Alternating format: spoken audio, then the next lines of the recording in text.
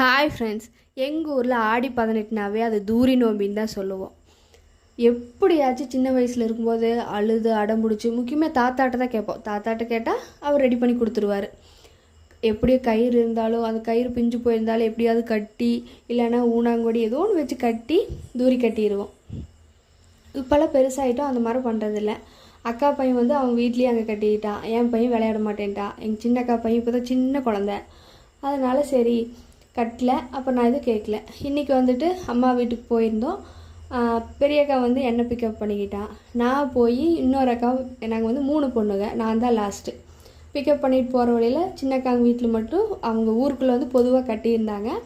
அங்கே போய் தூரி ஆடியே ஆகணும்னு சொல்லி ஒரு பாப்பாவை நான் ஃபஸ்ட்டு ஆட்டி விட்டுட்டு அவகிட்ட கேட்டு நான் ஆடினேன்.